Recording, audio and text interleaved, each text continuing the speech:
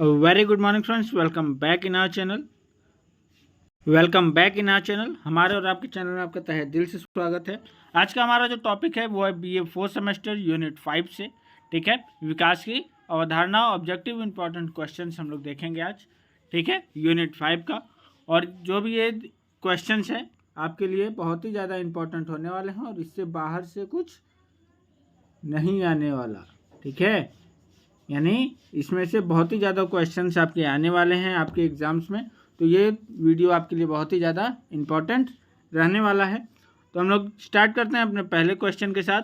पहला क्वेश्चन है हमारा, निम्नलिखित में से विकास का कौन सा एक लक्षण आधारभूत है, ठीक है। यानी हमें बताना है जो इन चारों में से कौन सा एक लक्षण जो है वो आधारभूत है। पहला है यानी ए,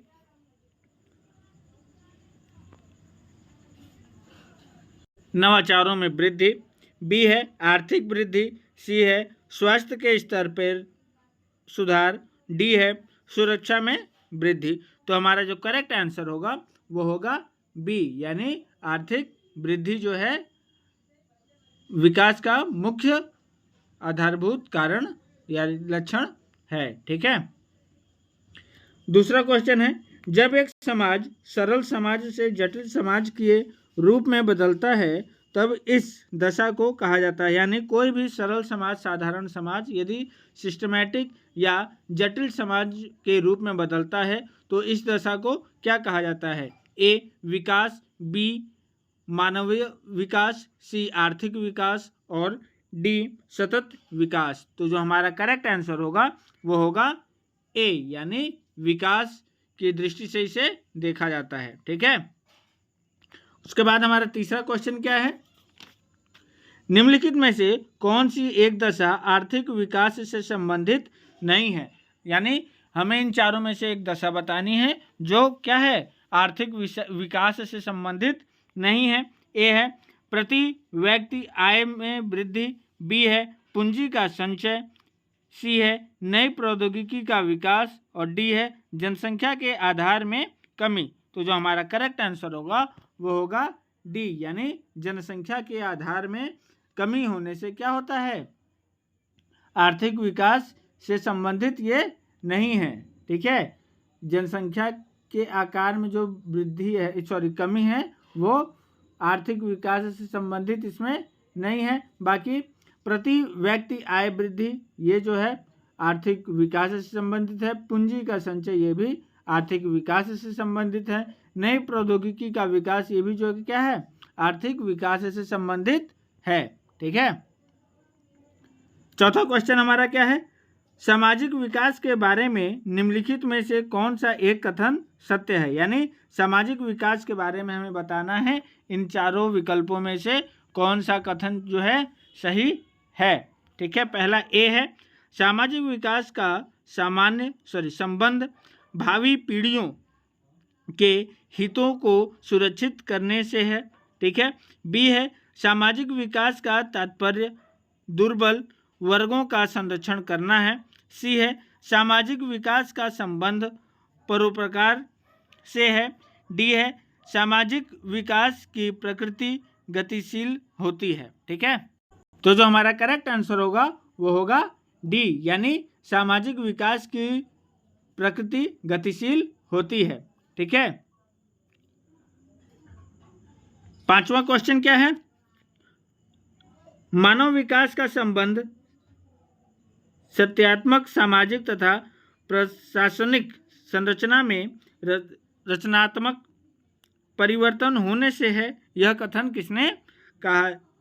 ए है बाटोमोर, बी है गुन्नार मिडल, सी है मिचेल टोडारो और डी है सेमुलेसन, ठीक है। तो जो हमारा करेक्ट आंसर होगा वो होगा सी, यानी मिचेल टोडारो, ठीक है।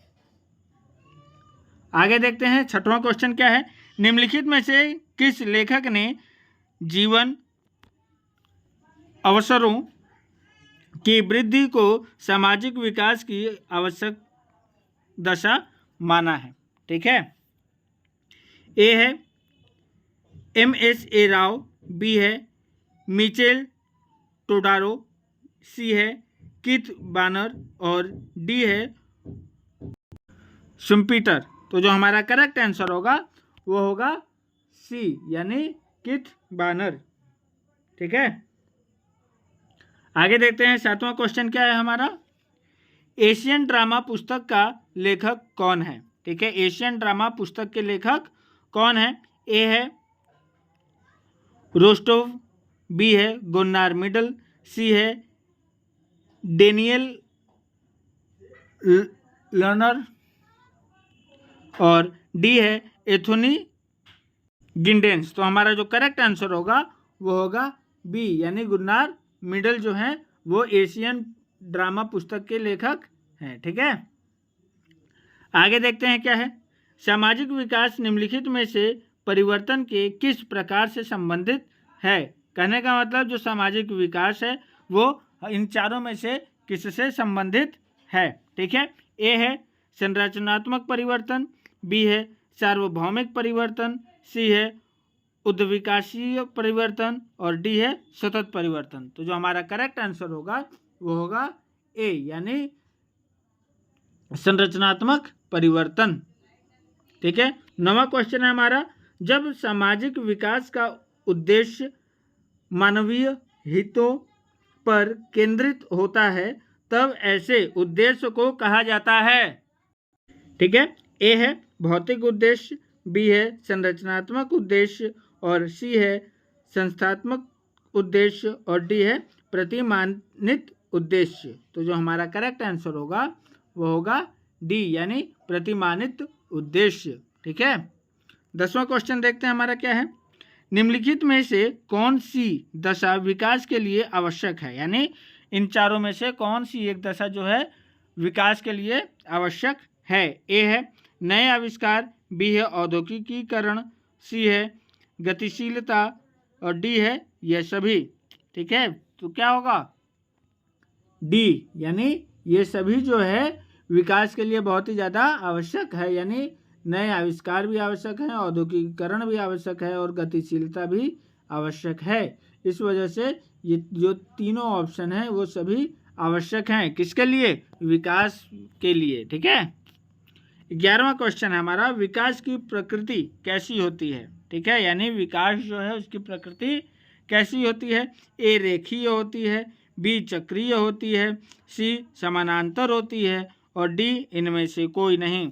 तो विकास की जो प्रकृति होती है वो रेखीय होती है। कहने का मतलब ये जो रेखा के समान होती है ये आगे बढ़ती जाती है। ठीक है, आगे 12वां क्वेश्चन क्या है। आर्थिक संसाधनों तथा नई प्रौद्योगिकी के द्वारा प्राकृतिक पर्यावरण पर प्रभाव की निर्भरता में होने वाली कमी हो कहा जाता है। कमी यहाँ पे को होना चाहिए। ठीक है, यहाँ पे को होना चाहिए, को कहा जाता है। ए है अनुकूलन, बी है विकास, सी है उद्विकास और डी है प्रगति। तो जो हमारा करेक्ट आंसर होगा वो होगा डी यानी प्रगति। ठीक है, 13वां क्वेश्चन है। विकास के लिए निम्नलिखित में से कौन सी एक दशा आवश्यक है? ए है नियोजन, बी है अभौतिक संस्कृति का विकास, सी है लोकतांत्रिक व्यवस्था और डी है जनसंख्या का छोटा आकार। तो जो हमारा करेक्ट आंसर होगा वो होगा ए यानी नियोजन। ठीक है, 14वां क्वेश्चन देखते हैं क्या है।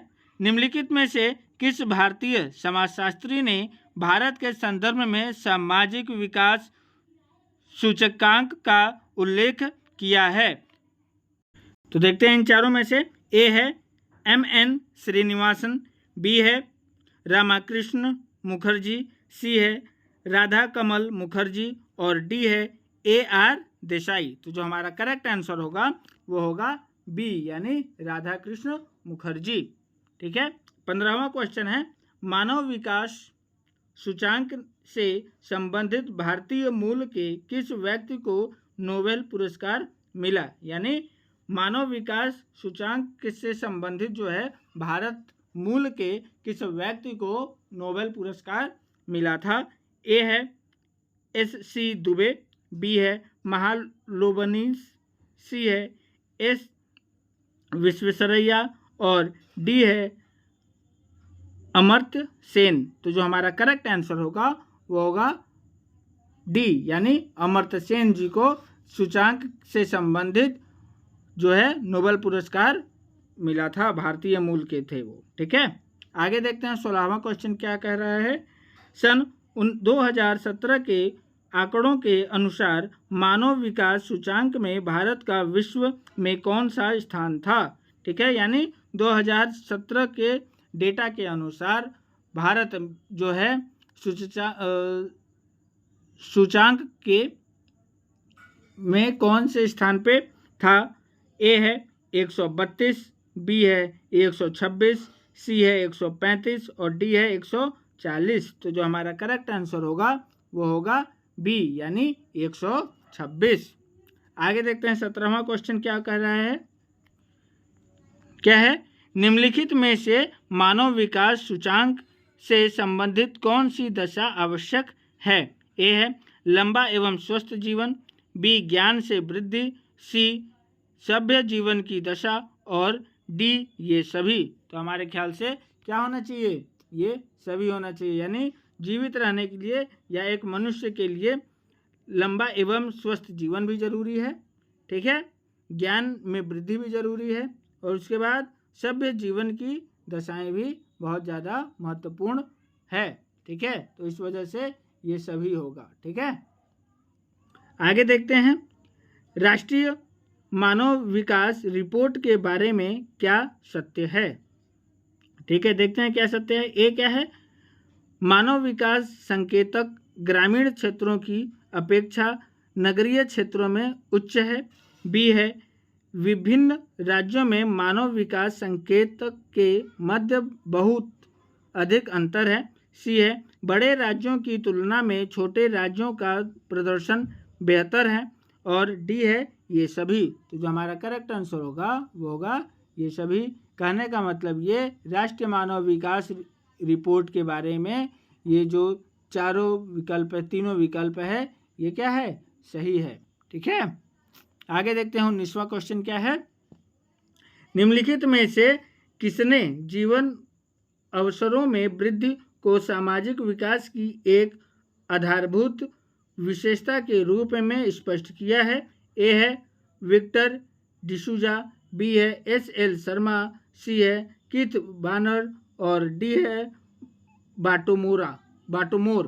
तो जो हमारा करेक्ट आंसर होगा वो होगा सी, यानी कीथ बानर जो थे उन्होंने कहा था, स्पष्ट किया था। ठीक है, 20वां क्वेश्चन देखते हैं क्या है। निम्नलिखित में से किसे यदमिता के विकास को आर्थिक विकास के आधार के रूप में विवेचित किया गया था? तो जो हमारा करेक्ट आंसर होगा इन चारों में से देखते हैं क्या है।